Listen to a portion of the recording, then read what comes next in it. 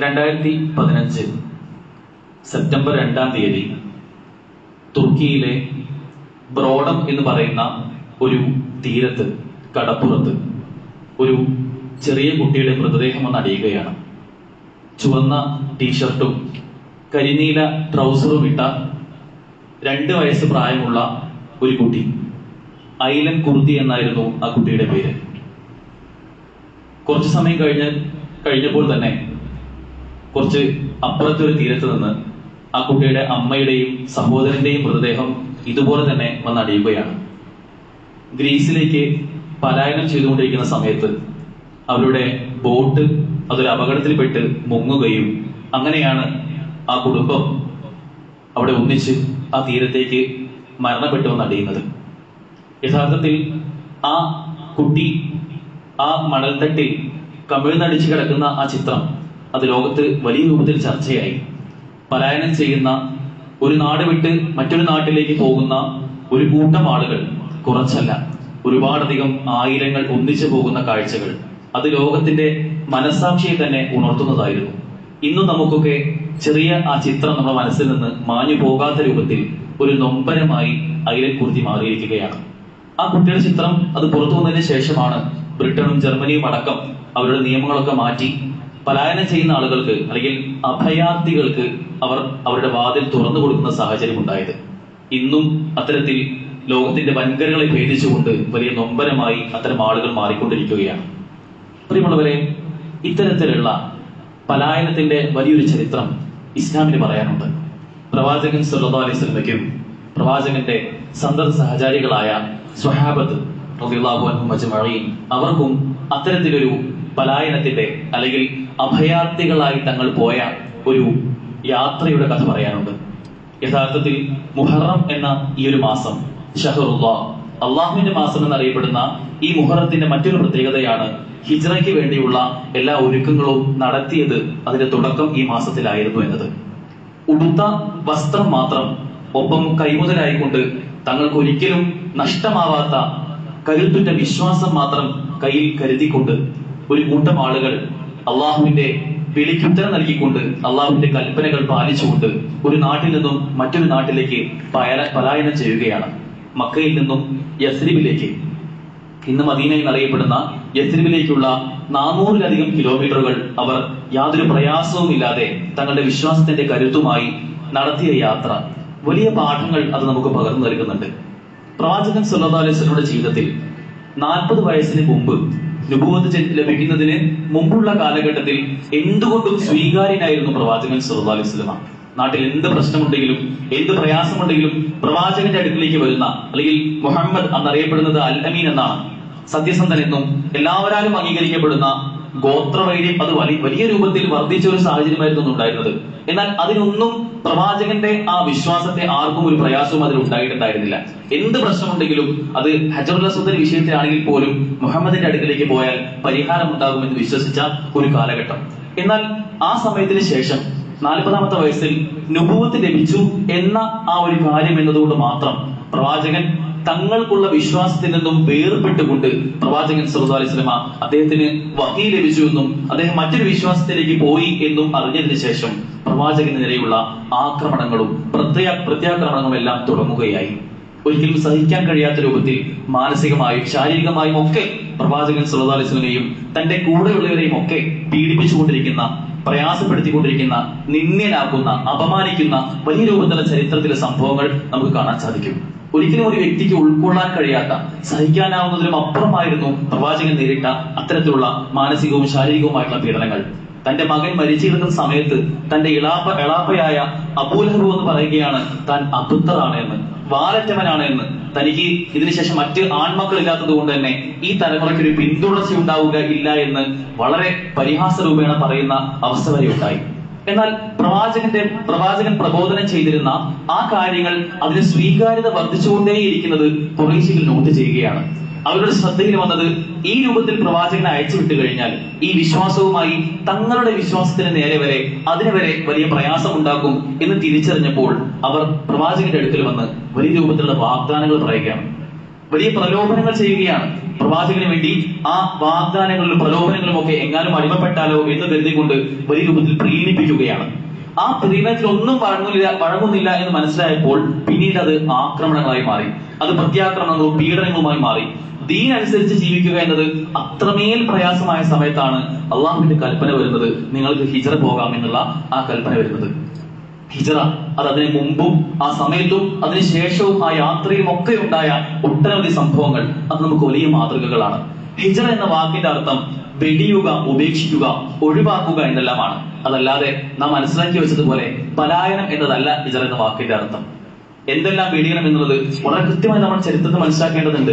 ജിഹാദ് എന്ന വാക്കിന് രണ്ട് അർത്ഥതലങ്ങൾ നമ്മൾ പറയുന്നത് പോലെ, ഒന്ന് അതിന്റെ ഭാഷാർത്ഥമായ ധർമ്മസമരം എന്നതാണ് ഈ ജിഹാദിന്റെ അർത്ഥം വരുന്നത്. അതോടൊപ്പം തന്നെ ജിഹാദ് നമുക്ക് നമ്മളോട് തന്നെ ഒരു ജിഹാദുണ്ട്, നമ്മുടെ സ്വന്തത്തിനോട് ജിഹാദുണ്ട്. അതേ രൂപത്തിൽ ഹിജ്റയും എന്തും വെടിയുക എന്നത് തങ്ങൾ വിശ്വസിച്ച വിശ്വാസത്തെ അല്ലെങ്കിൽ വിശ്വാസത്തെ ഒഴികെ ബാക്കി എന്തെല്ലാം ഉണ്ടോ അതെല്ലാം വെടിഞ്ഞുകൊണ്ട് യാത്ര ചെയ്യുന്നതിനെയും ഹിജ്റ എന്ന് പറയും. അതോടൊപ്പം നമ്മൾ എന്ന വ്യക്തി, നമ്മൾ എന്ന മുസ്ലിം സ്വന്തത്തോട് തന്നെ ചെയ്യേണ്ട ചില ഹിജ്റകളുമുണ്ട്. ഇത് രണ്ടും കൃത്യമായി നമ്മൾ മനസ്സിലാക്കേണ്ടതുണ്ട്. കേവലം ഒരു യാത്രയായിരുന്നില്ല ഹിജ്റ, അത് ഒരു നാടുകടത്തലായിരുന്നു, അല്ലെങ്കിൽ ഒരു പറിച്ചു നടലായിരുന്നു. പ്രിയപ്പെട്ട പലതിനെയും പ്രിയപ്പെട്ട പലരെയും ഉപേക്ഷിച്ചുകൊണ്ട്, ഒഴിവാക്കിക്കൊണ്ട്, വെടിഞ്ഞുകൊണ്ടുള്ള ഒരു ത്യാഗപൂർണമായ യാത്രയായിരുന്നു ഹിജ്റ. ജോലിക്ക് വേണ്ടിയായിരുന്നില്ല, കച്ചവടത്തിലെ അഭിവൃദ്ധിക്ക് വേണ്ടിയായിരുന്നില്ല, താങ്കൾക്ക് എന്തെല്ലാമോ നേടാൻ കഴിയും എന്നുള്ള പ്രതീക്ഷയിലായിരുന്നില്ല, ഒരു സുഖവാസ കേന്ദ്രം തേടിക്കൊണ്ടായിരുന്നില്ല ആരും മദീനയിലേക്ക് പോയത്, അല്ലെങ്കിൽ മക്കയെ മടുത്തത് കൊണ്ടായിരുന്നില്ല സ്വഹാബത്ത് ആരും മദീനയിലേക്ക് പോയത്. അവർക്ക് അവരുടെ ഉള്ളിലുണ്ടായിരുന്ന അള്ളാഹുവിന്റെ പ്രീതി മാത്രം ലക്ഷ്യം വെച്ചുകൊണ്ട് തങ്ങളുടെ വിശ്വാസത്തിന്റെ സംരക്ഷണത്തിനും അത് മറ്റുള്ളവരിലേക്ക് പ്രബോധനം ചെയ്യാൻ അനുകൂലമായ സാഹചര്യത്തിന് വേണ്ടിയായിരുന്നു ഹിജ്റ അവർ ചെയ്തിരുന്നത്. നമുക്ക് വലിയ ഓപ്പണിംഗ് ആയിട്ടുള്ള, തുറവയായിട്ടുള്ള വലിയ ചരിത്രങ്ങൾ ഹിജ്റയുടെ കാലത്ത് കാണാൻ കഴിയും. ഒന്നാമതായിക്കൊണ്ട് ഹിജ്റ ചെയ്യുന്ന ഒരു കുടുംബമുണ്ട്, അബൂ സലമ റളിയല്ലാഹു അൻഹു. അദ്ദേഹത്തിന്റെ കുടുംബമാണ് ഒന്നാമതായിക്കൊണ്ട് ഹിജ്റ ചെയ്യുന്നത്. അദ്ദേഹത്തിന്റെ കുടുംബം ഹിജ്റയ്ക്ക് വേണ്ടിയുള്ള എല്ലാ തയ്യാറെടുപ്പുമായി, കുടുംബം എന്ന് പറയുമ്പോൾ ആകെ 3 പേരാണ് ആ കുടുംബത്തിലുള്ളത്. അബൂ സലമയും ഉമ്മു സലമയും അവരുടെ ചെറിയ പൈതലായിട്ടുള്ള സലമയുമാണ് റളിയല്ലാഹു അൻഹു. അവരാണ് ആ കുടുംബത്തിലുള്ളത്. അങ്ങനെ അവർ ഹിജ്റയ്ക്ക് വേണ്ടിയിട്ടുള്ള കൽപ്പന കിട്ടിയപ്പോൾ ആദ്യമായി പുറപ്പെടാനുള്ള കുടുംബമായി മാറുകയാണ്. അവർ എല്ലാ ഒരുക്കങ്ങളും പൂർത്തിയാക്കി. അബൂ സലമ തന്റെ ഭാര്യയെയും മകനെയും ഒരു ഒട്ടകപ്പുറത്ത് കയറ്റിക്കൊണ്ട് ആ ഒട്ടകത്തിന്റെ കടിഞ്ഞാണ് പിടിച്ചുകൊണ്ട് അദ്ദേഹം അങ്ങനെ നടക്കുകയാണ്. കുറച്ചു ദൂരം പിന്നിട്ടപ്പോഴാണ് ഇവർ ഹിജ്റ ആരംഭിച്ചു എന്ന വാർത്ത അവരുടെ കുടുംബങ്ങൾ അറിയുന്നത്. ഗോത്രവൈര്യം, പരസ്പരമുള്ള ശത്രുത വലിയ രൂപത്തിൽ വർദ്ധിച്ച ഒരു കാലഘട്ടത്തിലാണ് നമ്മൾ ഓർക്കണം. അങ്ങനെ അവരുടെ യാത്ര തുടരുമ്പോഴാണ് ഉമ്മു സലമയുടെ കുടുംബത്തിലുള്ള ആ ഗോത്രത്തിന്റെ ആളുകൾ ഇവരുടെ ഹിജ്റയെ തേടി വരുന്നത്. ഈ യാത്ര പോകുന്നത് അറിഞ്ഞുകൊണ്ട്, അവരെവിടെ എത്തി എന്ന് അറിഞ്ഞുകൊണ്ട് അവിടെ എത്തി ആ യാത്രയെ തടയുകയാണ് അവർ. ഉമ്മു സലമയുടെ കുടുംബക്കാർ അവിടെ പറഞ്ഞു, ഞങ്ങൾക്ക് നിങ്ങൾ പോകുന്നത് കൊള്ളാം അബൂ സലമ, താങ്കൾ പോകുന്നത് കൊള്ളാം, പക്ഷേ ഞങ്ങളുടെ ചോരയിൽപ്പെട്ട, ഞങ്ങളുടെ ഗോത്രത്തിൽപ്പെട്ട ഞങ്ങളുടെ മകളെ ഞങ്ങൾ വിട്ടുതരില്ല. താങ്കൾക്ക് വേണമെങ്കിൽ പോകാം, പക്ഷെ ഞങ്ങളുടെ മകളെ ഉമ്മു സലമയെ താങ്കൾ ഇവിടെ ഒഴിവാക്കി താങ്കൾക്ക് വേണമെങ്കിൽ പോകാം എന്ന് പറയുകയാണ്. ഈ വാർത്ത അറിയുന്ന സമയത്താണ് അബൂ സലമയുടെ കുടുംബം കൂടി അങ്ങോട്ട് എത്തുന്നത്. അങ്ങനെ അവരും പറഞ്ഞു, ഈ ഗോത്രത്തിന്റെ പ്രശ്നമുള്ളത് കൊണ്ട് തന്നെ വാശിയുടെ പേരിൽ അവർ പറഞ്ഞു, താങ്കൾക്ക് വേണമെങ്കിൽ പോകാം, താങ്കളുടെ ഭാര്യയെ ഉമ്മു സലമയെ അവരുടെ കുടുംബം കൊണ്ടുപോയല്ലോ, ഞങ്ങൾക്ക് വേണ്ട, ഞങ്ങളുടെ കുടുംബത്തിലുള്ള ഞങ്ങളുടെ ചോരയിൽപ്പെട്ട സലമ എന്ന ഈ കുഞ്ഞിനെ ഞങ്ങൾക്ക് ആവശ്യമുള്ളതാണ്, ഞങ്ങൾക്ക് വേണം ഈ കുഞ്ഞിനെ, താങ്കൾ വേണമെങ്കിൽ പോയിക്കോളൂ എന്ന് പറഞ്ഞ് രണ്ടുപേരും തന്റെ ഭാര്യയെ ഭാര്യയുടെ കുടുംബവും തന്റെ മകനെ തന്റെ കുടുംബവും വാശി പിടിച്ച് വലിച്ചു കൊണ്ടുപോവുകയാണ്. ആ വാശിയിൽ, അല്ലെങ്കിൽ അങ്ങനെ വലിക്കുന്ന സമയത്ത് തന്റെ ചെറിയ കുഞ്ഞായ ആ സലമയുടെ കൈ പിടിച്ചു വലിച്ചപ്പോൾ കൈ ഒടിഞ്ഞു തൂങ്ങി എന്ന് ചരിത്രത്തിൽ കാണാൻ സാധിക്കും. അങ്ങനെ രണ്ടുപേരും രണ്ട് ഭാഗത്തേക്ക് പോകുന്ന ആ സാഹചര്യം. അപ്പോൾ പോലും ഉമ്മു സലമ അബൂ സലമയോട് പറഞ്ഞ ചില കാര്യങ്ങളുണ്ട്. താങ്കൾ ധൈര്യമായി പോയിക്കോളൂ, താങ്കളുടെ വിശ്വാസ സംരക്ഷണത്തിന് വേണ്ടിയാണ് നമ്മൾ യാത്ര ഒരുങ്ങിയിട്ടുള്ളത്, അതുകൊണ്ട് താങ്കൾ ധൈര്യമായി പോയിക്കോളൂ, എന്നെയും മകനെയും താങ്കൾ ഓർക്കേണ്ടതേ ഇല്ല എന്ന് പറഞ്ഞ് ധൈര്യം കൊടുക്കുന്ന ഒരു പ്രിയതമയെ നമുക്ക് കാണാൻ സാധിക്കും. യഥാർത്ഥത്തിൽ അങ്ങനെ ആ യാത്ര തുടർന്നാലോചിക്കണം. 3 അംഗങ്ങളുള്ള ഒരു കുടുംബം, ആ 3 പേരും, അബൂ സലമ മദീനയുടെ ഭാഗത്തേക്ക് പോവുകയാണ്, ഉമ്മു സലമ തന്റെ വീടിന്റെ ഭാഗത്തേക്ക്, സലമ എന്ന പിഞ്ചു പൈതൽ ആ കുടുംബത്തിന്റെ ഭാഗത്തേക്ക്. അങ്ങനെ 3 പേരും 3 ഭാഗത്തുള്ള ഒരു ചരിത്രമാണ് ഹിജ്റ പോകുന്ന ഒന്നാമത്തെ കുടുംബത്തിന്റെ ചരിത്രത്തിൽ തന്നെ നമുക്ക് കാണാൻ സാധിക്കുന്നത്. ഉമ്മു സലമ റളിയല്ലാഹു അൻഹ അവർ പിന്നീട് തന്റെ ഗോത്രത്തിൽ തന്റെ വീട്ടിൽ ഒരുമിച്ച് കൂടുന്ന, അതിൽ ഒതുങ്ങിക്കൂടുന്ന ആ സമയത്ത് അവർ പറഞ്ഞൊരു ചരിത്രമുണ്ട്. എന്നും രാവിലെ ഞാൻ മക്കയുടെ അതിർത്തിയിലേക്ക് പോകുമായിരുന്നു, പ്രതീക്ഷയോടെ എന്റെ ഭർത്താവും എന്റെ കുഞ്ഞും എനിക്ക് എത്തുമോ, അവരെനിക്ക് കാണാൻ കഴിയുമോ എന്ന് ഓർത്ത് പ്രതീക്ഷ ഞാൻ അവിടെ പോകുമായിരുന്നു. ഞാൻ ഇടയ്ക്ക് കരയുമായിരുന്നു, പക്ഷെ ഒരിക്കലും നിരാശ എന്നെ ബാധിച്ചിട്ടില്ല. എനിക്കൊരിക്കലും ഇതൊരു വലിയ പ്രയാസമായി തോന്നിയിട്ടില്ല. കാരണം എന്റെ ഭർത്താവ് അവർ പോയിട്ടുള്ളത് അള്ളാഹുവിന്റെ പ്രീതി അനുസരിച്ചാണ് എന്ന് പറയുന്നുണ്ട്. ഞാൻ ഒരിക്കലും എല്ലാം നഷ്ടപ്പെട്ടു എന്നൊരിക്കലും കരുതിയിട്ടില്ല എന്നവർ പറയുന്നത് കാണാൻ സാധിക്കും. സാധാരണ ആലോചിച്ച് നോക്കേണ്ടത്, അള്ളാഹു റസൂലിന്റെ അടുക്കൽ ഒരിക്കൽ സ്വഹാബത്ത് ചോദിക്കുന്നുണ്ട്, യാ റസൂലുള്ളാഹ് അയ്യുൽ മാലു ഖൈർ, റസൂൽ ഏറ്റവും നല്ല സമ്പത്ത് എന്താണ് ചോദിക്കുമ്പോൾ അള്ളാഹു റസൂൽ അവർക്ക് മറുപടി പറഞ്ഞു കൊടുക്കുന്നുണ്ട്, അഫ്ദലുഹു ലിസാനുൻ ദാകിർ, ഏറ്റവും നല്ലത് ലിസാനുൻ ദാകിറാണ്, അള്ളാഹുവിനെ ഓർത്തിരിക്കുന്ന നനഞ്ഞ ആ നാവാണ് ഏറ്റവും നല്ലത്. വഖൽബുൻ ഷാകിർ, നന്ദിയുള്ള ഹൃദയമാണ് രണ്ടാമതായി കൊണ്ടുള്ളത്. മറ്റൊന്ന് വസൗജത്തുൻ മുഅ്മിനത്തുൻ തുഈനുഹു അലാ ഈമാനിഹി, നിനക്ക് ഏറ്റവും നല്ല നിന്റെ ദീനിന്റെ കാര്യത്തിൽ നിന്നെ സഹായിക്കുന്ന മുഅ്മിനത്തായ ഒരു ഇണയാണ് നിനക്ക് മൂന്നാമത് ഏറ്റവും നല്ലതായിട്ടുള്ളത് എന്ന് അള്ളാഹു റസൂൽ പറഞ്ഞു കൊടുക്കുകയാണ്. സഹോദരങ്ങളെ, നമ്മുടെ ഇണയും അങ്ങനെ ആയിരിക്കണം. അല്ലെങ്കിൽ ഇണ തുണകൾ തമ്മിലുള്ള ബന്ധവും ആ രൂപത്തിലായിരിക്കണം. അള്ളാഹു റസൂൽ ഇവിടെ പറഞ്ഞതുപോലെ ഏറ്റവും നല്ല സമ്പത്തായി മാറുന്ന, ഇപ്പോ പലിശയുമായി ബന്ധപ്പെട്ട വിഷയം വരികയാണെങ്കിൽ ഭാര്യ ഭർത്താവിനോട് പറയാൻ സാധിക്കണം, പലിശ നമുക്ക് വേണ്ട. നമുക്കത് പറഞ്ഞിട്ടുള്ളതല്ല. അള്ളാഹുവിനോടും റസൂലിനോടും യുദ്ധം ചെയ്യുക എന്നവർ പറയുന്ന അത്രമേൽ പ്രയാസപ്പെട്ട, നമുക്ക് നാളെ നമ്മുടെ നരകശിക്ഷയ്ക്ക് വരെ ചോദിച്ചു വാങ്ങുന്ന ഒരു വിഷയമാണ് പലിശ എന്നത്. അത് നമുക്ക് വേണ്ട എന്ന് പറയാൻ ഒരു ഭാര്യയ്ക്ക് സാധിക്കണം. എല്ലാ ദിവസവും ഷോപ്പിങ്ങിനും മറ്റൊക്കെ പോകാൻ ആവശ്യപ്പെടുന്ന ഒരു ഭാര്യ ഇന്ന് വേണ്ട, ഇന്ന് നമുക്ക് ഖുർആൻ ക്ലാസ് ഉള്ള ദിവസമാണ്, ഇന്ന് നമുക്ക് അതിനൊന്നും പോകണ്ട എന്ന് പറയുന്ന ഭാര്യമാരായി മാറാൻ, ആ രൂപത്തിൽ ദീനിന്റെ കാര്യത്തിൽ പരസ്പരം സഹായിക്കുന്ന ഭാര്യ ഭർത്താക്കന്മാരെ നമ്മൾ മാറണമെന്നത് ഈ ചരിത്രം നമ്മളെ പറഞ്ഞു തരുന്നത്. യഥാർത്ഥത്തിൽ ഹിജ്റയുടെ വിഷയത്തിൽ ഒരുപാട് മാതൃകകളും കാണാൻ സാധിക്കും. ഹിജ്റയ്ക്ക് വേണ്ടിയുള്ള പെർമിഷൻ കിട്ടുന്ന ആ സമയത്ത് തന്നെ ഹിജ്റ നിങ്ങൾ പോയിക്കോളൂ എന്ന് അള്ളാഹിന്റെ കൽപ്പന വരുന്ന സമയത്ത് അബൂബക്കർ റളിയല്ലാഹു അൻഹു, ആദ്യമായി ഇസ്ലാം സ്വീകരിച്ച പുരുഷനാണ് അബൂബക്കർ റളിയല്ലാഹു അൻഹു. അദ്ദേഹം റസൂലിനോട് ചോദിക്കുന്നുണ്ട്, റസൂലെ ഞാൻ പോകട്ടെ ഹിജ്റയ്ക്ക്, ഞാൻ ഒരുങ്ങി പുറപ്പെട്ടോട്ടെ എന്ന് ചോദിക്കുമ്പോൾ അള്ളാഹു റസൂൽ പറയുന്നുണ്ട്, ലാ തഅജൽ, നീ കാത്തിരിക്കൂ അബൂബക്കർ, ധൃതിപ്പെടേണ്ട, കാത്തിരിക്കൂ എന്ന് പറയുന്നുണ്ട്. ശേഷം ഒരു ഉച്ച സമയത്ത് അബൂബക്കർ റളിയല്ലാഹു വീട്ടിലേക്ക് പോയി പ്രവാചകൻ സ്വല്ലല്ലാഹു പറയുന്നുണ്ട്, അതെ അനുവാദം കിട്ടിയിട്ടുണ്ട്, ഹിജ്റയ്ക്ക് പോകാനുള്ള അനുവാദം കിട്ടിയിട്ടുണ്ട്. അപ്പൊ അബൂബക്കർ റളിയല്ലാഹു വളരെ കൗതുകത്തോടെ ആശ്ചര്യത്തോടെ ചോദിക്കുന്നുണ്ട്, യാ റസൂലല്ലാഹ് അസുഹബത, റസൂലെ ഞാനാണോ താങ്കളുടെ സഹചാരിയായിട്ടുള്ളത്, എനിക്കും താങ്കളോടൊപ്പം വരാൻ കഴിയുമോ എന്ന് വളരെ പ്രതീക്ഷയോട് ചോദിക്കുന്നുണ്ട്. അപ്പൊ റസൂൽ, നാം അതെ, താങ്കളാണ് അള്ളാഹു എനിക്ക് ഏർപ്പാടാക്കി തന്ന എന്റെ ഹിജ്റയുടെ യാത്രയിൽ എന്റെ കൂടെ സഞ്ചരിക്കാനുള്ള സഹചാരിയായി അള്ളാഹു ഒരുക്കി തന്നിട്ടുള്ളത് എന്ന് പറയുന്നുണ്ട്. ഇത് കേട്ടതോടുകൂടി അബൂബക്കർ റളിയല്ലാഹു പൊട്ടി കരയുകയാണ്. തന്റെ ഉള്ളിലെ സന്തോഷം കൊണ്ട് പൊട്ടിക്കരയുകയാണ്. ചരിത്രത്തിൽ കാണാൻ സാധിക്കും, ആയിഷ റളിയല്ലാഹു റിപ്പോർട്ട് ചെയ്യുന്നുണ്ട്, തന്റെ പിതാവ് ഇങ്ങനെ കരയുന്നത് കണ്ട് ആയിഷ റളിയല്ലാഹു പറയുന്നുണ്ട്, ആദ്യമായിട്ടാണ് ഒരു വ്യക്തി സന്തോഷം കൊണ്ട് ഇങ്ങനെ കരയുന്നത്, എന്റെ പിതാവ് ഇങ്ങനെ കരയുന്നത് ഞാൻ ആദ്യമായിട്ടാണ് കാണുന്നത് എന്ന് റിപ്പോർട്ട് ചെയ്യുന്നത് കാണാൻ സാധിക്കും. അത്രമേൽ പ്രതീക്ഷയോടുകൂടി ഹിജ്റ പോകുന്ന ആ യാത്രയിൽ റസൂലിന്റെ കൂടെ പോകാൻ അള്ളാഹു എനിക്ക് അനുവാദം തന്നല്ലോ എന്നായിരുന്നു അവർക്കുള്ള പ്രതീക്ഷ. ഹിജ്റ അതിനുവേണ്ടി ഒരുങ്ങുന്ന ആ സമയത്ത് പ്രവാചകൻ സ്വല്ലല്ലാഹു അലൈഹി വസല്ലം നേരത്തെ പറഞ്ഞതുപോലെ വലിയ പ്രയാസങ്ങളിൽ പ്രവാചകനെ ആക്രമിക്കാനും പ്രവാചകനെ ഏതെല്ലാം നിലയ്ക്ക് ഇല്ലാതാക്കാനുമുള്ള കുതന്ത്രങ്ങൾ ഖുറൈശികൾ മെനഞ്ഞുകൊണ്ടേയിരിക്കുകയാണ്. എങ്ങനെയെല്ലാം പ്രവാചകന് ഒതുക്കാൻ കഴിയുമോ? കാരണം ഓരോ ദിവസം കൂടുന്നതോറും മദീനയിൽ വന്ന ആളുകൾ, മദീനയിൽ നിന്നും ഹജ്ജിന് വേണ്ടി മക്കയിൽ വന്ന ആളുകൾ, അവർ തിരിച്ചു പോകുമ്പോഴേക്കും അവർ ഇസ്ലാം പൂർണ്ണമായി സ്വീകരിച്ച് തൗഹീദ് ഉൾക്കൊണ്ടുകൊണ്ട് പോവുകയാണ്. ഓരോ നാട്ടിലേക്കും ഇസ്ലാം വ്യാപിച്ചുകൊണ്ടേയിരിക്കുകയാണ്. അതുകൊണ്ട് തന്നെ ഖുറൈശികൾക്ക് ഇരിക്കൽ പൂർത്തിയില്ലാത്ത കാലഘട്ടത്തിലൂടെയാണ് അവർ കടന്നു പോകുന്നത്. അവർ കുതന്ത്രങ്ങൾ മെനഞ്ഞുകൊണ്ടിരിക്കുകയാണ്. റസൂലിനെ എങ്ങനെയെങ്കിലും ഇല്ലാതാക്കണം. അവർ പ്ലാൻ ചെയ്യുന്നു. ദാറുൽ നദ്വ എന്ന അവരുടെ ആ കേന്ദ്രത്തിൽ വെച്ച് അവർ പ്ലാൻ ചെയ്യുന്നു. 2-3 ഓപ്ഷനായിരുന്നു അവർക്ക് ഉണ്ടായിരുന്നത്. പലരും പറഞ്ഞ അവരുടെ ചർച്ചയ്ക്കൊടുവിൽ ഒന്ന് റസൂലിനെ ബന്ധനസ്ഥനാക്കാം. പക്ഷെ ചിലർ പറഞ്ഞു, അങ്ങനെ ബന്ധനസ്ഥനാക്കി നമ്മൾ കെട്ടിയിട്ടാലും പിന്നീട് എപ്പോഴെങ്കിലും ആരെങ്കിലും ഒന്ന് അദ്ദേഹത്തെ പിടിച്ചു കൊണ്ടുപോയി കഴിഞ്ഞാൽ, അതിൽ നിന്ന് മോചിപ്പിച്ച് കൊണ്ടുപോയി കഴിഞ്ഞാൽ പിന്നീടും ഈ ആശയം പടരാൻ കാരണമാവും. വേറെ ചിലർ പറഞ്ഞു, അദ്ദേഹത്തെ നമുക്ക് ഈ രാജ്യത്ത് നിന്ന് ബഹിഷ്കരിക്കാം, ഈ രാജ്യത്ത് പുറത്താക്കാം. അപ്പൊ വേറെ ചിലർ പറഞ്ഞു, അല്ല അത് വേണ്ട, ഈ രാജ്യത്ത് പുറത്താക്കി കഴിഞ്ഞാൽ അദ്ദേഹം മറ്റൊരു രാജ്യത്ത് പോയി വലിയ സന്നാഹം ഉണ്ടാക്കിക്കൊണ്ട്, സൈന്യം ഉണ്ടാക്കിക്കൊണ്ട് നമ്മളെ ആക്രമിക്കാനോ അല്ലെങ്കിൽ അദ്ദേഹത്തിന്റെ ആശയം കൂടുതൽ പ്രചരിപ്പിക്കാനോ ഒരു കാരണമാവും എന്ന് പറയുകയാണ്. അപ്പോഴാണ് ഏറ്റവും അവസാനത്തെ ഓപ്ഷനിലേക്ക് എല്ലാവരും എത്തുന്നത്.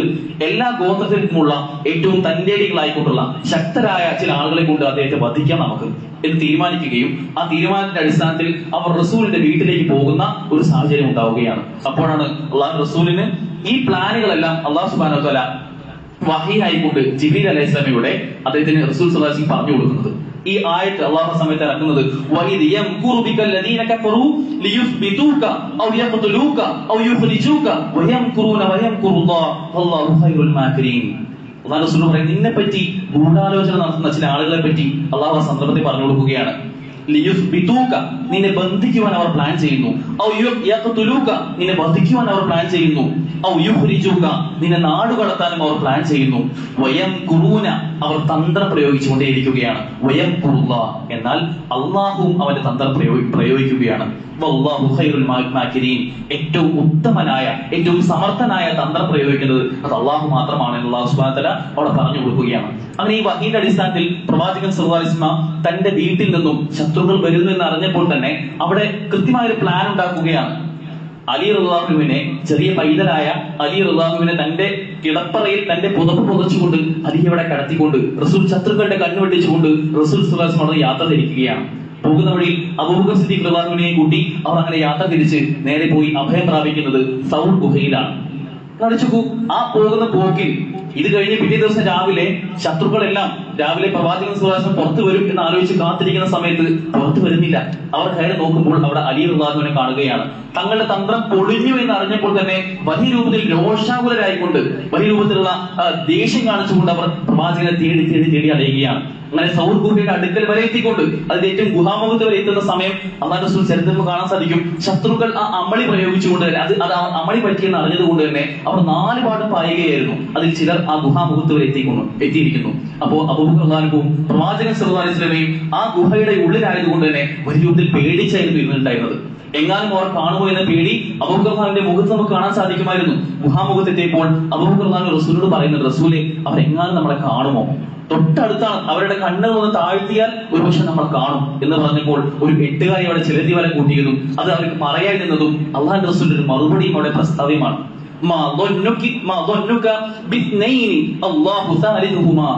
രണ്ടാളുകളെ പറ്റി നീ എന്താണ് അബൂബക്കർ ചിന്തിച്ചിട്ടുള്ളത്? അള്ളാഹു മൂന്നാമനായിട്ടുള്ള ആ 2 ആളുകൾ, നീ എന്തിനാണ് അവരെ പറ്റി പേടിക്കുന്നത് എന്ന് പറഞ്ഞുകൊണ്ട് അള്ളാഹു അവരുടെ കൂടെയുണ്ട് എന്ന ആ ധൈര്യം അള്ളാഹു റസൂൽ അവർക്ക് പകർന്നു നൽകുകയാണ്. യഥാർത്ഥത്തിൽ വലിയ രൂപത്തിലുള്ള തിരിച്ചറിവാണ് നമുക്ക് ഒക്കെ നൽകുന്നത്. ആ യാത്രയിലുടനീളം അള്ളാഹുവിന്റെ കാരുണ്യം അവരുടെ കൂടെ ഉണ്ടായിരുന്നത് ഖുർആനിൽ നമുക്ക് കാണാൻ സാധിക്കും. ആ യാത്രയിൽ പറയുന്നുണ്ട്, ആ യാത്ര ചെയ്യുന്ന സമയത്ത് പിന്നീട് ആ ഗുഹയിൽ നിന്നിറങ്ങി അവർ മരുഭൂമിയിലൂടെ യാത്ര ചെയ്യാണ്. ആ യാത്ര ചെയ്യുന്ന സമയത്ത് അബൂബക്കർ റളിയല്ലാഹു മാത്രമാണ് റസൂലിന്റെ കൂടെ ഉണ്ടായിരുന്നത്. അദ്ദേഹം ഇടയ്ക്ക് റസൂലിന്റെ മുമ്പിൽ നടക്കും, ഇടയ്ക്ക് റസൂലിന്റെ സൈഡിൽ നടക്കും, ഇടയ്ക്ക് റസൂലിന്റെ ബാക്കിലേക്ക് വരും. അങ്ങനെ റസൂലിനെ ചുറ്റിക്കൊണ്ടായിരുന്നു അദ്ദേഹം പോയിരുന്നത്. എന്തുകൊണ്ടായിരുന്നു? എന്റെ ദേഹത്ത് ഒരു പോറേറ്റിട്ടല്ലാതെ എന്റെ റസൂലിന്റെ മേത്ത് അവരുടെ ഒരു ശത്രുവിന്റെ ഒരു അമ്പ് പോലും ഏൽക്കാൻ പാടില്ല എന്നുള്ള വലിയ പിന്നെ അദ്ദേഹത്തിന്റെ പ്രതിരോധമായി നമുക്ക് കാണാൻ സാധിച്ചത്. ഒരിക്കലും റസൂലിന്റെ മേത്ത് ഒന്നും സംഭവിക്കാൻ പാടില്ല. ഓരോ ഗുഹയിലേക്കും പോകുമ്പോൾ ഞാൻ ആദ്യം കടക്കും, ആ ഗുഹയിൽ ഞാൻ ആദ്യം കടന്ന് ഇത് എന്തെങ്കിലും പ്രശ്നമുണ്ടോ, ഇവിടെ ആരെങ്കിലും ഉണ്ടോ എന്നൊക്കെ നോക്കിയതിന് ശേഷമല്ലാതെ റസൂലിലേക്ക് കടക്കരുത് എന്ന് പറയുന്ന അത്രമേൽ റസൂലിനെ തന്റെ ജീവൻ പോയാലും റസൂലിന്റെ ദേഹത്ത് ഒരു പോറലും ഏൽക്കരുത് എന്ന് ആഗ്രഹിച്ച അബൂബക്കർ റളിയല്ലാഹു കാണാൻ സാധിക്കും. യഥാർത്ഥത്തിൽ ഹിജ്റ എന്നത് അതൊരു കൂട്ടായ്മയുടെ വിജയമാണ്. റസൂൽ സല്ലല്ലാഹു അലൈഹി വസല്ലം ഒറ്റയ്ക്ക് പ്ലാൻ ചെയ്ത കാര്യമല്ല അത്. റസൂലിന് സഹായകമായി ഒരുപാട് ആളുകൾ, നേരത്തെ പറഞ്ഞതുപോലെ അലി റളിയല്ലാഹു അൻഹു റസൂലിന്റെ കിടപ്പറയിൽ സധൈര്യം കിടന്നുകൊണ്ട് അവർ വധിക്കുമെന്ന് ഉറപ്പുണ്ടായിരുന്നു പോലും അതെനിക്കൊരു പ്രശ്നമല്ല എന്ന് പറഞ്ഞ് ചെറിയ കുട്ടിയായ അലി റളിയല്ലാഹു അൻഹു കടക്കാൻ ധൈര്യം കാണിച്ചു. അതിനുശേഷം തന്റെ കൂടെ തനിക്ക് എപ്പോഴും ഒന്നിച്ചുണ്ടായിരുന്ന സന്തത സഹചാരിയായിക്കൊണ്ട് അബൂബക്കർ റളിയല്ലാഹു അൻഹു അതിന്റെ ആദ്യം മുതൽ അവസാനം വരെ റസൂലിനൊപ്പം കാവലായി നടക്കുകയാണ്. അവർക്ക് വേണ്ട ഭക്ഷണം തയ്യാറാക്കിയത് അബൂബക്കർ റളിയല്ലാഹുവിന്റെ മകളായിരുന്ന അസ്മാ റളിയല്ലാഹു ആയിരുന്നു. അസ്മ ഗർഭിണിയായിരുന്നു. അവർക്ക് വേണ്ടിയുള്ള എല്ലാ ഭക്ഷണവും തയ്യാറാക്കിക്കൊണ്ട് ഓരോ നേരവും അസ്മ തനിക്ക് കഴിയുന്ന രൂപത്തിൽ അത് എത്തിച്ചു കൊടുക്കാൻ വേണ്ടി ഓടിയിരുന്നു അങ്ങോട്ട്. റസൂൽ എവിടെയാണ്? സൗർ ഗുഹയിലായ സമയത്ത് അസ്മ ഭക്ഷണം എത്തിച്ചു കൊടുക്കുന്ന സമയത്ത് ഒരിക്കൽ തന്റെ ഭക്ഷണ പൊതി, അതിന്റെ പൊതി അഴിഞ്ഞപ്പോൾ തന്റെ അരപ്പട്ട മുറിച്ചുകൊണ്ട് വെള്ളത്തിന്റെ പൊതിയിൽ ഒരു ഭാഗവും ഭക്ഷണത്തിന്റെ പൊതി മറ്റൊരു ഭാഗവും കൂട്ടിക്കെട്ടിക്കൊണ്ട് അവർ കൊണ്ടുപോവുകയുണ്ടായി. അതുകൊണ്ട് തന്നെ അവർക്ക് മറ്റൊരു വിളിപ്പേര് വന്നു, ദാത്തു നിത്താഖൈൻ, ഇരട്ടപ്പട്ടക്കാരി. തന്റെ അരപ്പട്ട മുറിച്ചു കൊണ്ടുപോയത് കൊണ്ട് തന്നെ അത്രമേൽ ധൈര്യത്തോടു കൂടി ശത്രുക്കളുടെ കണ്ണ് വെട്ടിച്ച് തന്റെ ഉപ്പയ്ക്കും റസൂൽ സല്ലല്ലാഹു അലൈഹി വസല്ലമയ്ക്കും വേണ്ട ഭക്ഷണം എത്തിച്ചു കൊടുക്കാൻ അവർക്ക് സാധിച്ചു. ശേഷം മരുഭൂമിയിലൂടെ യാത്ര തുടർന്നപ്പോൾ അവർക്ക് വേണ്ട ഭക്ഷണം എത്തിച്ചു കൊടുത്തിരുന്ന ഒരു ആട്ടിടയനായിരുന്നു. ആമിർ എന്ന പേരുള്ള ഒരു ആട്ടിടയൻ. അദ്ദേഹം ഭക്ഷണം കൊടുക്കുക മാത്രമല്ല ചെയ്തത്, അവർ പോയിരുന്ന ആ നടക്കുന്ന പാതയിൽ അവരുടെ കാൽപ്പാടുകൾ ഉണ്ടായിരുന്നു. ഈ കാലടി എങ്ങാനും ശത്രുക്കൾ തേടിയെത്തി റസൂലിലേക്ക് എത്തുമെന്ന് ഭയന്നതുകൊണ്ട് തന്നെ അദ്ദേഹം തന്റെ ആടിനെ മേയ്ക്കുന്ന സമയത്ത് ആ കാൽപ്പാടുകൾ മായ്ച്ചു എന്നാണ് പറയുന്നത്. അദ്ദേഹത്തിന്റെ പോലും മാത്രമല്ല, മറ്റൊരു റസൂൽ സ്വല്ലല്ലാഹു അലൈഹി വസല്ലമയ്ക്ക് വഴി കാണിച്ചിരുന്നത് അബ്ദുല്ലാഹിബ്നു ഉറൈഖത്ത് എന്ന പേരുള്ള ഒരു മുശ്രിക്കായിരുന്നു. വിശ്വാസി അല്ലാത്ത ഒരാളായിരുന്നു റസൂലിന് വഴി കാണിച്ചിരുന്നത്. ഇങ്ങനെ ഒരു കൂട്ടായ്മയുടെ വിജയമായിരുന്നു യഥാർത്ഥത്തിൽ ഹിജ്റ എന്ന് പറയുന്നത്. ഇങ്ങനെ ഒരുപാടധികം പാഠങ്ങൾ ഹിജ്റ നമുക്ക് നൽകുന്നുണ്ട്. പ്രിയമുള്ളവരെ, നമുക്കും ഈ രൂപത്തിൽ വലിയൊരു സംഘത്തിന്റെ കൂടെ നിന്നുകൊണ്ട് ഈ തൗഹീദിന്റെ വെളിയാളങ്ങൾക്ക്, അള്ളാഹുവിന്റെ വിളിക്ക് നമുക്ക് ഉത്തരം നൽകിക്കൊണ്ട് തൗഹീദിന്റെ പ്രചാരകരാകാൻ നമുക്ക് സാധിക്കേണ്ടതുണ്ട്. ഒന്നിച്ച് നമ്മൾ ഒറ്റയ്ക്ക് വിചാരിച്ചാൽ പോരാ, എല്ലാവരുടെയും ഒന്നിച്ചുള്ള ശ്രമത്തിൽ ഇസ്ലാമിനെതിരെ വരുന്ന ആരോപണങ്ങളെ സ്വന്തമായും കൂട്ടമായും ഒക്കെ പ്രതിരോധിക്കാൻ നമുക്ക് സാധിക്കേണ്ടതുണ്ട്. ഏറ്റവും പ്രധാനപ്പെട്ട ഹിജ്റയുടെ പാഠം എന്നത് അത് സമവായ ചർച്ചകൾക്ക് ഒരിക്കലും റസൂൽ ഒരുക്കമായിരുന്നില്ല എന്നുള്ളതാണ്. റസൂൽ സല്ലല്ലാഹു അലൈഹി വസല്ലം ഈ ഹിജ്റ പുറപ്പെടുന്നതിന് മുമ്പ് ശത്രുക്കൾ വലിയ രൂപത്തിൽ റസൂലിനെ പ്രലോഭിപ്പിച്ചിരുന്നു. റസൂലിന് വലിയ വാഗ്ദാനങ്ങൾ നൽകിയിരുന്നു. റസൂലെ, താങ്കൾ നമ്മൾ ഒരു പ്രശ്നവുമില്ല, ഞങ്ങളും നിങ്ങളും തമ്മിൽ ഒരു പ്രശ്നവുമില്ല, താങ്കൾ ഈ പറയുന്ന കണ്ടീഷൻസ് അംഗീകരിച്ചാൽ മതി, വേറെ പ്രശ്നമൊന്നുമില്ല. ഞങ്ങൾക്ക് ആകെ കുറച്ച് കാര്യങ്ങൾ പറയാനുള്ളൂ. ഒന്നാമതായിക്കൊണ്ട് ഞങ്ങളുടെ ദൈവങ്ങളായ ലാത്തയും ഉസ്സയും മനാത്തയും ഒക്കെ അവർക്ക് ഇവിടെ ഉണ്ടല്ലോ, താങ്കൾ അതിനെ ധിക്കരിക്കരുത്. ഇടയ്ക്ക് ഞങ്ങൾ അതിനെ ആരാധിക്കും, താങ്കളും ഇടയ്ക്ക് അതിനെ ആരാധിച്ചോളൂ. അങ്ങനെ നമുക്കൊരു 50-50 എന്ന രൂപത്തിൽ പാർട്ട്ണർഷിപ്പ് ആയിക്കൊണ്ട് ഇതിനെ ആരാധന മുന്നോട്ട് കൊണ്ടുപോകാമെന്ന് പറഞ്ഞു. ഒരിക്കലും റസൂലിനെ അംഗീകരിക്കാൻ കഴിയുമായിരുന്നില്ല. റസൂൽ കൃത്യമായി അതിന്റെ വിയോജിപ്പ് രേഖപ്പെടുത്തി. അവർ പിന്നീട് മയപ്പെട്ട് വന്നത്, താങ്കൾ പ്രാർത്ഥിക്കൊന്നും വേണ്ട, ഇടയ്ക്കൊന്ന് കൈ ഇങ്ങനെ പൊക്കി കാണിച്ചാൽ മതി, അവരുടെ അടുക്കലെത്തുമ്പോ ഒന്ന് കൈ പൊക്കി കാണിച്ചാൽ മതി, പ്രാർത്ഥിക്കണ്ട എന്ന് പറഞ്ഞ് ഏറ്റവും അവസാനത്തെ ഓപ്ഷൻ വരെ വെക്കുകയാണ്. റസൂൽ സല്ലല്ലാഹു അലൈഹി വസല്ലം ആ സമയത്ത് അതിൽ ഒരിക്കൽ നിന്നില്ലെന്ന് മാത്രമല്ല, അപ്പോഴാണ് പരിശുദ്ധ ഖുർആനിലെ നമുക്ക് ഏവർക്കും സുപരിചിതമായ സൂറത്തുൽ കാഫിറൂൻ അവതരിക്കുന്നത്. സൂറത്തുൽ കാഫിറൂൻ അറിയാം, ഖുൽ യാ അയ്യുഹൽ കാഫിറൂൻ, കാഫിരീങ്ങളെ എന്ന് വിളിച്ചുകൊണ്ട് തന്നെ അള്ളാഹു പുറത്തുവിടുന്ന ഒരു സൂറത്താണ്. അള്ളാഹു പറയുന്നത്, നിങ്ങൾ ആരാധിക്കുന്നതിനെ ഒരിക്കലും ഞങ്ങൾ ആരാധിക്കുകയില്ല എന്ന് അറുത്തുമുറിച്ച് അർത്ഥശങ്കയ്ക്കിടയില്ലാത്ത രൂപത്തിൽ അള്ളാഹുവിടെ പ്രഖ്യാപിക്കുകയാണ്. ജസ്റ്റ് ഒന്ന് കൈ ഇങ്ങനെ പൊക്കിയാൽ മതി. ആ കൈ പൊക്കിയിരുന്നെങ്കിൽ, അതിന് റസൂൽ സമ്മതിച്ചിരുന്നെങ്കിൽ അവർ തമ്മിൽ പ്രശ്നവും ഇല്ലാതെ മക്കയിൽ അവർക്ക് പ്രബോധനം ചെയ്ത് റസൂലിന് വേണമെങ്കിൽ കുറച്ചു കാലം കഴിഞ്ഞു കഴിഞ്ഞാൽ ആ മക്ക മൊത്തം പിന്നെ റസൂലിന്റെ അധീനതയിൽ വരുന്ന രൂപത്തിൽ പ്രബോധനവും പ്രചാരണവും ഒക്കെ നടത്താമായിരുന്നു. എന്നിട്ടും റസൂൽ അതിന് വഴങ്ങിയില്ല.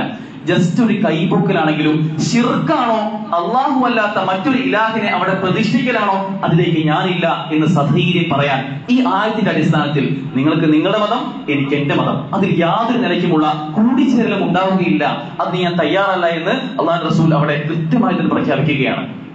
ഹിജ്റ നൽകുന്ന മറ്റൊരു പാഠം എന്നത് അത് ഇഖ്ലാസാണ്.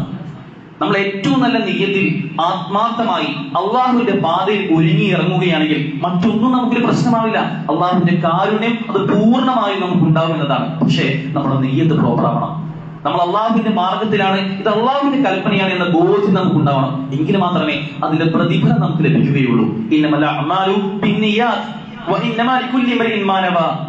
എല്ലാ അമാലുകളും, എല്ലാ കർമ്മങ്ങളും അത് നിയ്യത്തിന്റെ അടിസ്ഥാനത്തിലാണ്. ആ കർമ്മങ്ങളെല്ലാം അതിലൊരിക്കലും നിങ്ങൾക്ക് റിയാ ഉണ്ടാവരുത്.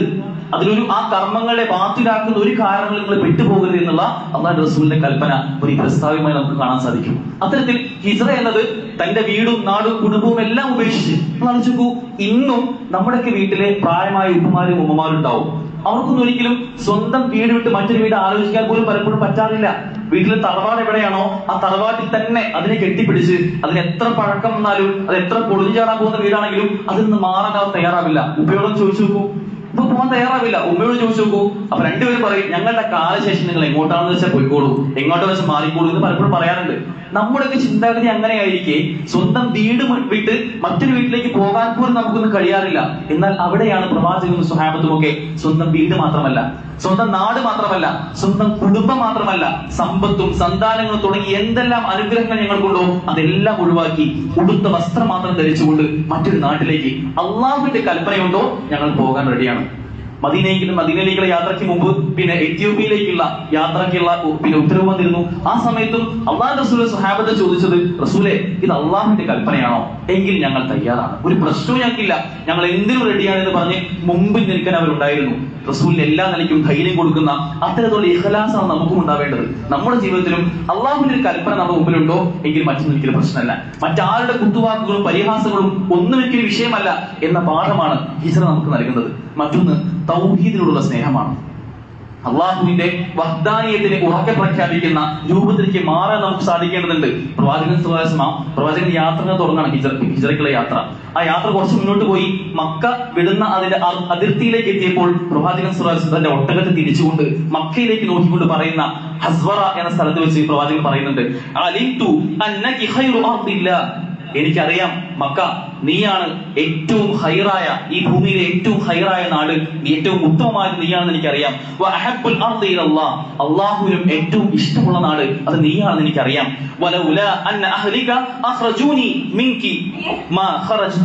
നിന്റെ നാട്ടുകാർ, നിന്റെ നാട്ടിൽ താമസിക്കുന്ന ആളുകൾ അവരെന്നെ പുറത്താക്കിയിട്ടില്ലായിരുന്നുവെങ്കിൽ ഞാൻ അങ്ങോട്ട് വരാൻ ഇപ്പോഴും ആഗ്രഹിക്കുന്ന വ്യക്തിയാണ് എന്ന് അള്ളാഹു റസൂൽ പറയുന്നുണ്ട്. കാരണം അള്ളാഹുവിനെ ആരാധിക്കാൻ, അള്ളാഹുവിന്റെ തൗഹീദിനെ ഉറക്കെ പ്രഖ്യാപിക്കാൻ റസൂലിനെ പഠിപ്പിച്ചത് ആ മക്ക എന്ന നാടായിരുന്നു. ആ നാട് വിട്ട് പുറത്തു പോകാൻ റസൂലിന് ഒരിക്കലും താല്പര്യം ഉണ്ടായിരുന്നില്ല. അതുകൊണ്ട് തന്നെ അള്ളാഹുവിന്റെ കൽപ്പന വന്നതുകൊണ്ട് മാത്രമാണ് ആ തൗഹീദ് അത് കാത്തു സൂക്ഷിക്കാനുള്ള അടങ്ങാത്ത സ്നേഹവും അഭിവാഞ്ജയും കൊണ്ടാണ് റസൂൽ പലായനം ആരംഭിക്കുന്നത്. സഹോദരൻ, നമ്മൾ ആലോചിച്ച് നോക്കേണ്ടത് എല്ലാ ദിവസവും എല്ലാ നേരവും ഓരോ ബാങ്കിലും ഇഖാമത്തിലും നമ്മുടെ നമസ്കാരത്തിലും ഒക്കെ അല്ലാഹു അക്ബർ അല്ലാഹു അക്ബർ എന്ന് ഉറക്കെ ഉറക്കെ പറയുന്ന ആളുകളാണ് നമ്മളൊക്കെ. ആ അല്ലാഹു അക്ബർ എന്തിന് നമ്മൾ കിടക്കുന്ന സമയത്ത് പോലും പ്രാർത്ഥിക്കേണ്ട ദിക്റാണ് അല്ലാഹു അക്ബർ. 33 തവണ ചൊല്ലേണ്ട ദിക്റാണത്. ആ അല്ലാഹു അക്ബർ, അല്ലാഹുവാണ് ഏറ്റവും വലിയവൻ എന്നുള്ള ആ ബോധ്യം നമ്മുടെയൊക്കെ മനസ്സിൽ കയറിയിട്ടുണ്ടെങ്കിൽ, നമ്മുടെയൊക്കെ ഉള്ളിലേക്ക് ആഴ്ന്നിറങ്ങിയിട്ടുണ്ടെങ്കിൽ ഇതൊന്നും നമുക്കൊരു പ്രശ്നമാവില്ല. സ്വന്തം ജീവൻ വരെ ത്യജിക്കാൻ തയ്യാറായിക്കൊണ്ട് നമ്മൾക്ക് ഏറ്റവും മാതൃകയായിട്ടുള്ള അള്ളാഹു റസൂലും സഹാബത്തും ഒക്കെ യാത്ര ചെയ്യാൻ തയ്യാറായിട്ടുണ്ടെങ്കിൽ നമുക്ക് ഇന്ന് അത്തരമൊരു വലിയ പ്രയാസമില്ല.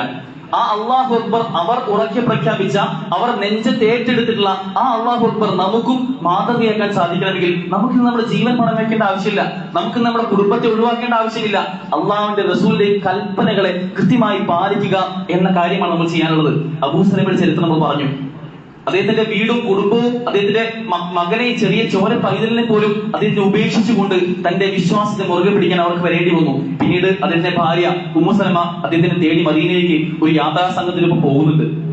ഉമ്മു സലമ അബൂ സലമയുടെ അടുക്കലെത്തിക്കൊണ്ട് അവിടെ എത്തുന്ന സമയത്ത് അദ്ദേഹം മൃതപ്രായനാണ്. അദ്ദേഹം ഒരു മരണശൈലിയിലേക്ക് കിടക്കുന്ന സമയത്താണ് അവർ എത്തുന്നത്. അങ്ങനെ അവസാനത്തെ അദ്ദേഹത്തിനോട് ദിക്റുകൾ ചൊല്ലിക്കൊണ്ടാണ് ഉമ്മു സലമ അബൂ സലമയെ യാത്രയാക്കുന്നത്. അള്ളാഹു റസൂൽ അവർക്ക് പറഞ്ഞു കൊടുക്കുന്നുണ്ട്, നീ ഒരിക്കലും പ്രയാസപ്പെടേണ്ടതില്ല, നീ ക്ഷമിക്കുകയാണ് ഇപ്പോൾ ചെയ്യേണ്ടത്. അള്ളാഹുവിന്റെ ഒരു വിധിയാണെന്ന് ആലോചിച്ചുകൊണ്ട് ക്ഷമിക്കാൻ നീ തയ്യാറാണെന്ന് അള്ളാഹു റസൂൽ അവർക്കവിടെ പറഞ്ഞു കൊടുക്കുന്നുണ്ട്. യഥാർത്ഥത്തിൽ അള്ളാഹുവിന്റെ റസൂലിനോടുള്ള സ്നേഹമായിരുന്നു ഇവരിലെല്ലാം ഈ ഹിജ്റയുടെ ഓരോ സമയത്തും നിഴലിക്കുന്നത് നമുക്ക് കാണാൻ സാധിക്കുന്നത്. അലി റളിയല്ലാഹു തന്റെ ജീവനെ പണയം വെച്ച് അവിടെ കിടക്കാൻ കാണിച്ച ആ ധൈര്യവും, അബൂബക്കർ റളിയല്ലാഹു തന്റെ ജീവൻ പണയം വെച്ച് റസൂലിനെ കാവലായിക്കൊണ്ട് ആ ഹിജ്റയിൽ ഉടനീളം പോയ ആ യാത്രയും, അസ്മാ റളിയല്ലാഹു അവർക്ക് വഴി കാണിച്ച ആ ആട്ടിയതിനെ അടക്കം ഓരോരുത്തരും അവർ കാണിച്ച ധൈര്യം, അത് റസൂലിനോടുള്ള അടങ്ങാത്ത സ്നേഹമായിരുന്നു. പ്രവാചകൻ സല്ലല്ലാഹു അലൈഹി വസല്ലം പറയുന്നുണ്ട്, ലാ യുഅ്മിനു അഹദകും ഹത്താ അകൂന അഹബ്ബ ഇലൈഹി മിൻ വാലിദിഹി വവലദിഹി വന്നാസി അജ്മഈൻ. ലാ യുഅ്മിനു, നിങ്ങൾ ആരും വിശ്വസിച്ചിട്ടില്ല, നിങ്ങളുടെ വിശ്വാസം പൂർത്തിയായിട്ടില്ല. അഹദകും ഹത്താ അകൂന അഹബ്ബ ഇലൈഹി, നിങ്ങൾ നിങ്ങളെക്കാൾ എന്നെ സ്നേഹിക്കുന്നത് വരെ, മിൻ വാലിദിഹി നിങ്ങളുടെ മാതാപിതാക്കളാവട്ടെ, വലദിഹി നിങ്ങളുടെ മക്കളാവട്ടെ, വന്നാസി അജ്മഈൻ ഈ ഭൂമിയിലുള്ള ആരുമാവട്ടെ, അവരെക്കാളേറെ നിങ്ങൾ എന്നെ സ്നേഹിക്കുന്നത് വരെ, എന്റെ കൽപ്പനകളെ പിന്തുടരുന്നവരെ, ലാ യുഅ്മിനു അഹദകും നിങ്ങൾ ആരും വിശ്വാസം നിങ്ങളുടെ പൂർത്തിയായിട്ടില്ല എന്നുള്ളതാണ്. സഹോദരങ്ങളെ, അള്ളാഹുവിന്റെ റസൂലിന്റെ ഒരു കൽപ്പന വന്നു കഴിഞ്ഞാൽ മറ്റൊന്നും നമുക്കൊരു പ്രശ്നമാവരുത്. ആ സുന്നത്തുകളെ ഏറ്റെടുക്കുന്ന ആളുകളെ നമുക്ക് മാറണം. ആ സുന്നത്തിനെ പരിഹസിക്കുന്ന, അതിനെപ്പറ്റി കുത്തുവാക്കുകൾ പറയുന്ന, അതിനെ മോശമായി ചിത്രീകരിക്കുന്ന ഒരുപാട് ആളുകൾ കാണാൻ സാധിക്കും. ഈ സൂംബ വിഷയം വന്ന സമയത്ത്, ചാനൽ ചർച്ചകളിലേക്ക് പോയ സമയത്ത് നമ്മുടെ പ്രതിനിധികൾ പറഞ്ഞിരുന്നു, ചാനൽ ചർച്ചകളിൽ പോലും ഇസ്ലാമിനെ എങ്ങനെ മോശമായി ചിത്രീകരിക്കാമോ ആ ചർച്ചകളിൽ പോലും ഓരോ സമയത്തും ഇസ്ലാം അത് പ്രാകൃതമാണ്, അത് 6-ാം നൂറ്റാണ്ടിലെ മതമാണ്, ഇന്നത്തെ കാലത്ത് ഒരിക്കലും യോജിക്കാൻ കഴിയാത്തതാണ്, പ്രാകൃതമായ നിയമങ്ങളാണ് എന്നെല്ലാം പറഞ്ഞ് കുത്തുവാക്കുകൾ പറയുന്ന ചില ആളുകളുടെ മുഖം പുറത്തു വരാൻ ആ ചാനൽ ചർച്ചകൾ കാരണമായിട്ടുണ്ട്. അത്തരത്തിൽ ഓരോ സമയവും ഇസ്ലാമിനെ കരുവാഴ്ത്തേക്കുന്ന, ഇസ്ലാമോ ഫോബിയ നിറഞ്ഞു നിൽക്കുന്ന ഒരു സാഹചര്യത്തിൽ നമുക്ക് വലിയ മാതൃകകളുണ്ട്. ഈ രൂപത്തിൽ അള്ളാഹുവിന്റെ റസൂലിനെ പൂർണ്ണമായി പിൻപറ്റുന്ന ഒരു നിലയ്ക്കും അതിൽ മാറാൻ പാടില്ല. കാരണം അള്ളാഹുവിന്റെ റസൂൽ പറഞ്ഞിട്ടുണ്ടെങ്കിൽ, ഒരു വിഷയത്തിൽ ഒരു കാര്യം തീർപ്പ് പറഞ്ഞിട്ടുണ്ടെങ്കിൽ അത് അള്ളാഹുവിന്റെ വഹീന്റെ അടിസ്ഥാനത്തിൽ മാത്രമാണ്. ഹദീസുകൾ ആ രൂപത്തിൽ ഖുർആനിനെ പോലെ തന്നെ കൃത്യമായി ഏറ്റെടുക്കാൻ നമുക്ക് സാധിക്കണം. അള്ളാഹുവിന്റെ റസൂൽ താടി വയ്ക്കാൻ നമ്മളോട് പറഞ്ഞിട്ടുണ്ടെങ്കിൽ അതൊരു പ്രധാനപ്പെട്ട സുന്നത്തായി പാലിക്കാൻ നമുക്ക് സാധിക്കണം. ആ താടി വയ്ക്കുമ്പോൾ വരുന്ന കുത്തുവാക്കുകളും പരിഹാസങ്ങളോ ഈ കാലത്തോ ഇന്നത്തെ പുരോഗമിച്ച ഈ 21-ാം നൂറ്റാണ്ടിൽ നിങ്ങൾ ഈ രൂപത്തിലാണ് നടക്കുന്നത്. പാന്റൊക്കെ നിര്യാണിക്കുമ്പോൾ നടക്കുന്ന ആണുങ്ങൾ, അല്ലെങ്കിൽ ഈ സമയത്തും പർദ്ദയും നിഖാബൊക്കെ നടക്കുന്ന, അല്ലെങ്കിൽ പൂർണ്ണമായി മറച്ചു നടക്കുന്ന പെൺകുട്ടികൾ, ഇതൊക്കെ ഇന്നത്തെ കാലത്ത് വേണ്ടതുണ്ടോ എന്ന് പറയുമ്പോൾ അഭിമാനത്തോടെ പറയാൻ സാധിക്കണം, ഞാൻ അല്ലെങ്കിൽ ഞങ്ങൾ അള്ളാഹുവിന്റെ റസൂലിന്റെ കൽപ്പനകളെ പിന്തുടരാൻ അതിന് യാതൊരു ശാസ്ത്രവും ഞങ്ങൾ പ്രശ്നമല്ല. ശാസ്ത്രം എത്ര പുരോഗമിച്ചാലും യുക്തിക്ക് ഒട്ടും ചേരുന്നതല്ല എന്ന് പറഞ്ഞാലും ഞാൻ പാലിക്കുന്നത് അള്ളാഹുവിന്റെ റസൂലിന്റെ കൽപ്പനകളാണ്.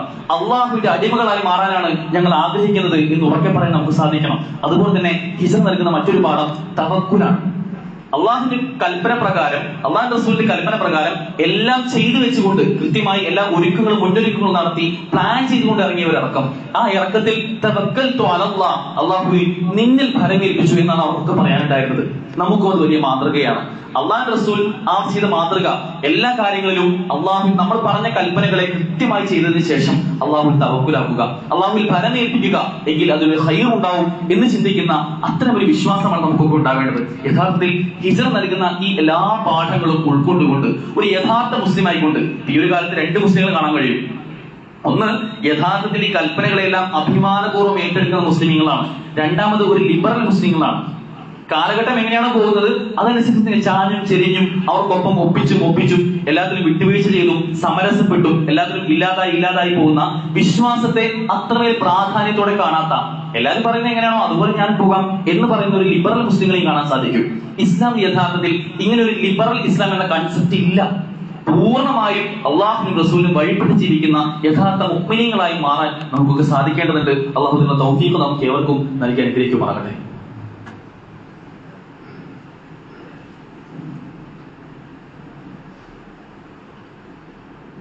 അൽഹംദുലില്ലാഹ് അസ്സലാത്തു വസ്സലാമു അലാ റസൂലില്ലാഹ് വഅലാ ആലിഹി വസഹബിഹി അജ്മഈൻ അമ്മാ ബഅദ്.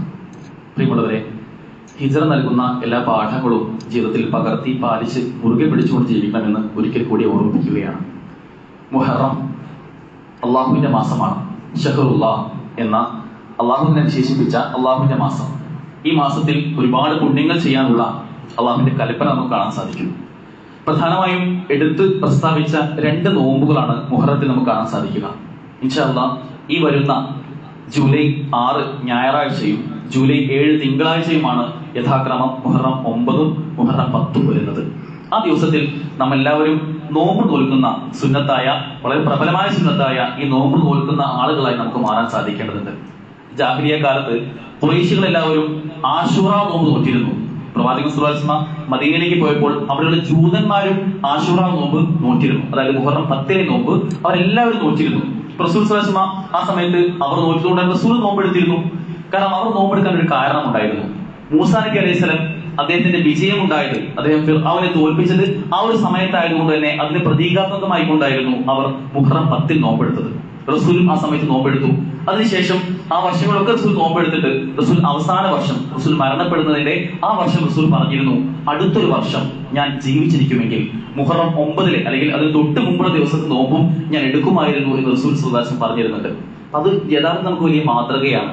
അള്ളാഹു റസൂൽ പറഞ്ഞ ഏത് വിഷയവും നമുക്ക് മാതൃകയായിരുന്നതുപോലെ തന്നെ മുഹറത്തിന്റെ നോമ്പിന്റെ കാര്യത്തിലും കുറച്ചുകൂടി ഗൗരവത്തിൽ നമ്മൾ കാണാൻ സാധിക്കേണ്ടതുണ്ട്. അതിന്റെ പുണ്യത്തെ പറ്റി അള്ളാഹു റസൂൽ പറഞ്ഞിരുന്നത് കഴിഞ്ഞ ഒരു വർഷത്തെ പാപങ്ങൾ, ചെറുപാപങ്ങൾ പൊറുക്കാൻ മുഹറം നോമ്പ് കാരണമാവുമെന്നാണ്. അതുകൊണ്ട് തന്നെ മുഹറം 10 നോമ്പ് പരമാവധി നമ്മൾ അതെടുക്കാൻ പിന്നെ ശ്രദ്ധ കാണിക്കുക. നമ്മുടെ കുട്ടികളെ ഒന്നിച്ചെടുക്കാനുള്ള ശ്രദ്ധ നമുക്ക് ഒന്നിച്ച് കാണിക്കേണ്ടതുണ്ട്. അതോടൊപ്പം അതിന് തൊട്ട് മുമ്പോ തൊട്ട് ശേഷമുള്ള ദിവസം ഏതെങ്കിലും ഒരു ദിവസം പ്രമാണങ്ങളുടെ അടിസ്ഥാനത്തിൽ മുഹറം 9-നും 10-നും നോമ്പ് എടുക്കുക. ആശൂറാവും താസുവാവും നോമ്പ് നിങ്ങൾ എടുക്കുക എന്നതാണ് നമുക്ക് കാണാൻ സാധിക്കുക. അങ്ങനെ ആ 2 നോമ്പുകളും ഈ വരുന്ന ഞായറാഴ്ചയും തിങ്കളാഴ്ചയും ഈ സുന്നത്ത് നോമ്പുകൾ എടുക്കാൻ നമുക്ക് സാധിക്കേണ്ടതുണ്ട്. യഥാർത്ഥത്തിൽ റമളാനിലെ നോമ്പ് വരുന്നതിന് മുമ്പ് മുഹറം 10-ലെ നോമ്പ് അത് നിർബന്ധമായിരുന്നു എന്നാണ് നമുക്ക് കാണാൻ സാധിക്കുന്നത്. എന്നാൽ റമളാനിലെ നിർബന്ധ നോമ്പ് വന്നതിന് ശേഷമാണ് ആ മുഹറം നോമ്പ് സുന്നത്താക്കപ്പെട്ടത്. അതുകൊണ്ട് സുന്നത്താണെങ്കിലും അത് പ്രബലമായ സുന്നത്തായിക്കൊണ്ട് നമുക്കറിയാം കഴിഞ്ഞ ഒരു വർഷത്തെ പാപങ്ങൾ പൊറുക്കപ്പെടുമെങ്കിൽ ഒരു ദിവസം നോമ്പെടുക്കാൻ എന്താ നമുക്ക് പ്രയാസമുള്ളത്? അതുകൊണ്ട് മുഹറം 9-ലെയും 10-ലെയും ഈ വരുന്ന ഞായറും തിങ്കളും കൃത്യമായി നോമ്പെടുത്തുകൊണ്ട് അത്തരം സുന്നത്തുകളെ ജീവിപ്പിക്കുന്ന ആളുകളായി അല്ലാഹു റസൂലിന്റെ ഒരു കൽപ്പനയുണ്ടെങ്കിൽ അത് ഏറ്റെടുക്കുന്ന, അതിന് യാതൊരു തടസ്സവും ഇല്ലാത്ത, നമ്മുടെ ജോലിയോ കച്ചവടമോ ഒന്നും നമുക്ക് പ്രയാസമില്ലാത്ത രൂപത്തിൽ 30 ദിവസം നോമ്പ് നോക്കിയ ആൾക്കാരാണ് നമ്മൾ. പിന്നെയാണ് 2 ദിവസം നോക്കാൻ പ്രയാസമുള്ളത്. അങ്ങനെ ഒരു പ്രയാസവും ഇല്ലാതെ ആത്മാർത്ഥമായി നല്ല നിയത്തിൽ ഹിജ്റ ഈ പറഞ്ഞ എല്ലാ പാഠങ്ങളും ഉൾക്കൊണ്ട് അല്ലാഹു റസൂലിന്റെ സുന്നത്തിനെ ജീവിപ്പിക്കുന്ന ആളുകളായി നമുക്ക് മാറാൻ സാധിക്കേണ്ടതുണ്ട്. അള്ളാഹുവിന്റെ തൗഫീഖ് നമുക്ക് ഏവർക്കും നൽകി അനുഗ്രഹിക്കുമാറാകട്ടെ. നമ്മൾ ഇപ്പോഴും രോഗികളായിക്കൊണ്ട് കഷ്ടപ്പാട് അനുഭവിക്കുന്ന, സാമ്പത്തികമായി, ശാരീരികമായി, കുടുംബപരമായും ജോലി സംബന്ധിച്ചും ഒക്കെ പ്രയാസം അനുഭവിക്കുന്ന ഒരുപാടധികം ആളുകളുണ്ട്. അള്ളാഹു അവർക്കെല്ലാം എളുപ്പം നൽകി അനുഗ്രഹിക്കുമാറാകട്ടെ. നമ്മൾ മരണപ്പെട്ടു പോയ നമ്മുടെ മുൻഗാമികൾ, നമ്മുടെ ഉപ്പമാർ അള്ളാഹു അവരുടെ ഖബറിനെ വിശാലമാക്കി മഗ്ഫിറത്തും റഹ്മത്തും നൽകി അനുഗ്രഹിക്കുമാറാകട്ടെ. അള്ളാഹു നമ്മുടെ തെറ്റുകുറ്റങ്ങളെല്ലാം പുറത്ത് മാപ്പാക്കി തരുമാറാകട്ടെ. മാരകമായ അസുഖങ്ങൾ, നിപ്പ അടക്കമുള്ള അസുഖങ്ങൾ റിപ്പോർട്ട് ചെയ്യപ്പെട്ടു എന്നാണ് പറയുന്നത്. അതിനെല്ലാം അള്ളാഹു നമ്മെ ഏവരെയും കാത്തിരക്ഷിക്കുമാറാകട്ടെ. നമ്മുടെ മക്കൾ അവരെ അള്ളാഹു കൺകുളിർമ പ്രദാനം ചെയ്യുമാറാകട്ടെ. ജീവിതം അത് ഹൈറാവുന്ന കാലത്തോളം അള്ളാഹു നമുക്ക് ആയുസ് നീട്ടിത്തരികയും മരണം എപ്പോഴാണോ ഹൈറാവുന്നത് ആ സമയത്ത് കലിമത്ത് തൗഹീദ് ഉച്ചരിച്ചുകൊണ്ട് നെറ്റിത്തരത്തിൽ വിയർപ്പുതുള്ളികളോടുകൂടി മരണപ്പെടാനുള്ള തൗഫീഖ് അള്ളാഹു നമുക്ക് ഏവർക്കും നൽകി അനുഗ്രഹിക്കുമാറാകട്ടെ. നമ്മുടെ മക്കൾക്ക് ഈ ഒരു പുതിയ കാലത്ത് പ്രത്യേകിച്ചും സൂംബ അടക്കമുള്ള ഡാൻസുകളെ പോലും സ്കൂളുകളിൽ അത് നിർബന്ധമാക്കപ്പെടുന്ന ഒരു സാഹചര്യത്തിൽ യഥാർത്ഥ ദീനനുസരിച്ച് അത്തരം മോശപ്പെട്ട കാര്യങ്ങളിൽ നിന്നൊക്കെ മാറി നിന്നുകൊണ്ട് യഥാർത്ഥ ദീനനുസരിച്ച് അള്ളാഹുവിന്റെ റസൂലിന്റെയും കൽപ്പനകൾ അനുസരിച്ച് ജീവിക്കാനുള്ള ഒരു വലിയ തൗഫീഖ് അള്ളാഹു നമുക്ക് ഏവർക്കും നമ്മുടെ മക്കൾക്കും ഒക്കെ നൽകി അനുഗ്രഹിക്കുമാറാകട്ടെ. اللهم اغفر للمؤمنين والمؤمنات والمسلمين والمسلمات والأحياء منهم والأموات. اللهم أعز الإسلام والمسلمين وأذل الشرك والمشركين. اللهم انصر إخواننا المجاهدين في فلسطين. اللهم انصر إخواننا المجاهدين في فلسطين. اللهم انصر إخواننا المجاهدين في كل مكان. اللهم اجرنا من النار. اللهم اجرنا من النار. اللهم اجرنا من النار. ربنا آتنا في الدنيا حسنة وفي الآخرة حسنة وقنا عذاب النار. ربنا تقبل منا إنك أنت السميع العليم وتب علينا إنك أنت التواب الرحيم واغفر لنا يا غافر المظلمين والحمد لله رب العالمين.